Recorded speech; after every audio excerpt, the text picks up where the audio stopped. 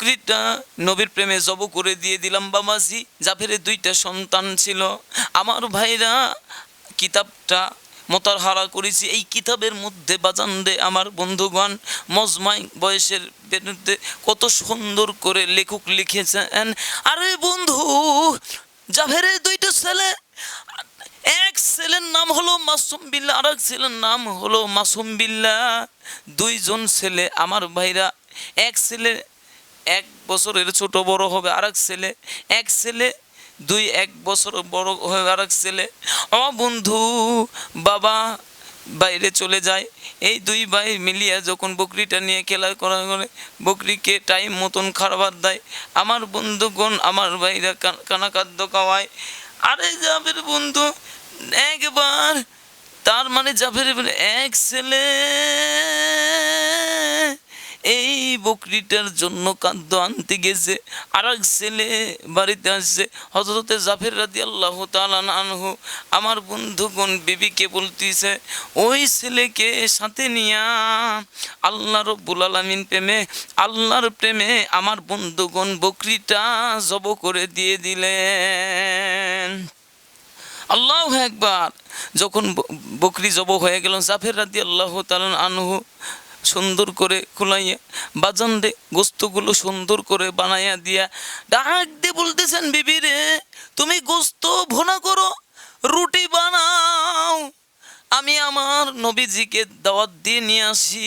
এইবার বিবি যখন গোস্ত ভুনা করতেছিলেন, রুটি যখন বানাইতেছিলেন, বন্ধুগণ ওই ছোট ছেলে আমার বন্ধুগণ বড় ভাই যখন বকরি নিয়ে আসছে অথবা দুম্বাটা নিয়ে আসছে, বড় ভাই বলতেছেন, কি রে মাই এই বকরিটা কই?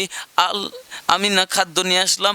ভাইয়া, ও ভাইয়া, জাফর আল্লাহর মহব্বতে নবীর প্রেমে আমাদের সম্পদ ছিল বকরি, এইটা জব করে দিয়েছে। বড় ছেলে ছোট ছেলেকে ডাক দিয়ে বলতেছে, আব্বা কি জব দিয়ে কি দিয়ে জব করছে? আব্বা জব করছে যে ছুরি দিয়া, ওই ছুরিটা আমাকে একটু দেখাও, ছুরিটা নিয়ে আসো। এইবার ছুরিটা নিয়ে আসলো। ছোট ভাই বড় ভাইকে ডাক দিয়ে বলতেছেন, তরবারি আনাইলা। বড় ভাই আর ছোট ভাই 2জন মিলে ছোট ভাই বড় ভাইকে, আমাদের বাবাই নবীর প্রেমে একমাত্র বস্তু এই বকরি ছিল। এই বকরিটা আমাদের বাবা জব করেছে নবীর প্রেমে। তুই আর আমি কি পারি না, তুই আর আমি কি পারি না ওই এতিম নবীর প্রেমে জীবন দিয়া শহীদ হয়ে যাব। আল্লাহু আকবার। ছোট ভাই ডাক দিয়ে বলতেছেন, কিভাবে? বড় ভাই ডাক দিয়ে বলতেছেন, ছোট রে তুই খালি আমাকে একটু তরবারিটা দে, তুই শোন, একটু শোন, তুই আমাকে একটু দেখায় দে আব্বা কেমন করে এই ছাগলটা বা ভেড়াটা জব করছে।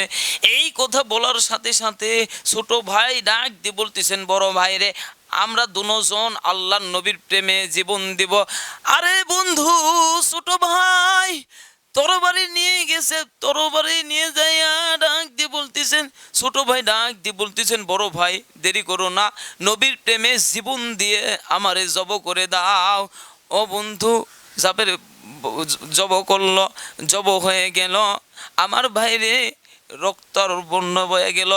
আমার ভাইরা জাফরের বিবি রান্নাঘর থেকে নজর করে দেখে আগুনের উপরে কেমন যেন রক্তর বন্যা বয়ে গেছে, কাটা কবুতরের মতন কে যেন ছটপট করে রে, তার জানি হাত পা নাড়াছাড়া করে। নজর করে দেখতেছেন বাজান রে আমার কলিজার ধন, একটা সন্তান জব হয়ে গেছে।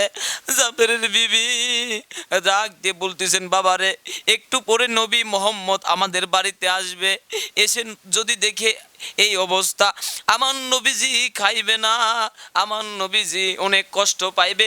ও বাবা তুই এটা কি করলি? আয় বাবা আয়, তুই পাগলামি করিস না, যা হওয়ার হয়েছে তুই আর আমি মিলে তোর ভাইয়ের রক্তগুলো মুছি আর পরিষ্কার করি, গোপনটা রাস্তা রাখি, নবীজি খেয়ে যাবে, এরপরে আমি এই কথাটা প্রকাশ করব। জাফরের বড় ছেলে মায়ের কাছে ধরা দিলেন না, একটা দৌড় মারিয়া উঁচু কিলার থেকে আমার মায়ের ডাক দিয়ে কই, ও মা, আব্বাই যদি আমাকে খেলার সাথী বকরিকে নবীর প্রেমে দান করতে পারে, আমরা কি পারি না গো মা নবীজির প্রেমে জীবন দিতে? ওই মা জাফরের বিবি, তুমি শুনিয়া লাও, আব্বারে কইয়া দিও ছোট ভাই আর আমি বড় ছেলে নবীর প্রেমে জীবন দিয়া শহীদ হয়ে গেলাম। এই জীবন আমি রাখবো না, জীবনটা আমি নবীর প্রেমে দিতেছি, আল্লাহ তুমি কবুল করে নিও।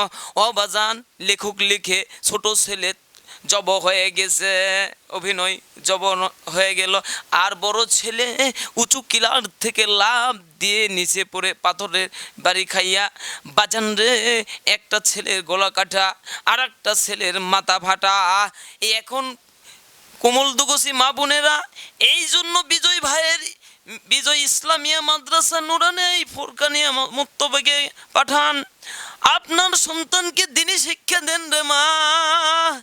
এই মা, এই দুনিয়া আসল দুনিয়া না, ছেলে গেলে ছেলে পাওয়া যাবে রে মা, আর ছেলে গেলে ছেলে পাওয়া যাবে। নবীজি না খেয়ে গেলে নবীরে কোথায় পাওয়া যায়? আল্লাহু আকবার। নিজেই কান্দিছে আর নিজের মনের সাথে নিজে কথা বলে, মা দুইটা বাচ্চার লাশ চাইলেন, রক্তগুলি ধুয়ে দিলেন, মুছে দিলেন, জাফের যেন বুঝতে না পারে। আবাজান, সবার অন্তরে তাছাড়া হবে না, সবার অন্তরে এই ওয়াজটা বিস্তার লাভ করবে না। যাদের অন্তরে নবীর প্রেম আছে, আমার বন্ধুগণ নবীজির মর্যাদার ব্যাপারে বাজান রে, তাদের অন্তরের মধ্যে এই কথাটা বিস্তার লাভ করবে, মোতা আশ্রা হয়ে যাবে। আরে বন্ধু, জাফরের বিবি দুইটা বাচ্চার গোপন রাখলেন, গোপন রেখে চলে আসলো নবীজি।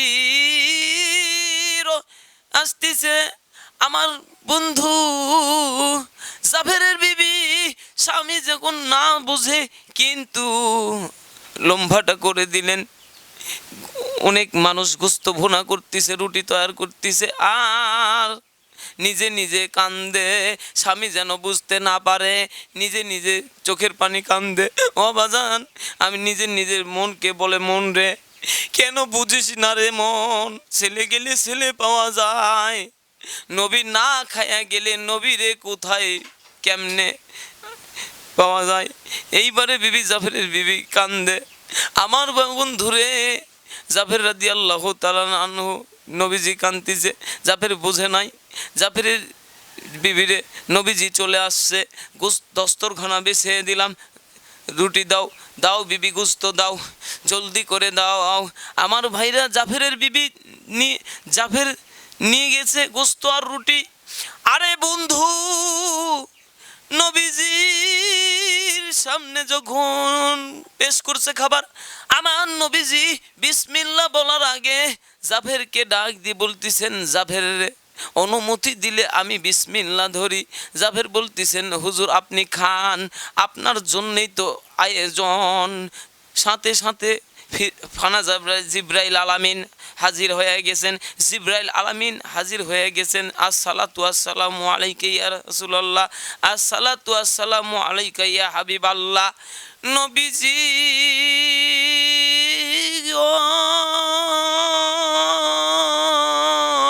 খাবেন, কিন্তু আল্লাহ পাক বলেছেন জাফরের দুইটা সন্তানকে না নিয়ে আসতে আপনি খাইতে পারবেন না। আল্লাহর নবী একদিন সুনামধন্য সাহাবী এই আব্দুল্লাহ ইবনে আব্বাস রাদিয়াল্লাহু তাআলা আনহু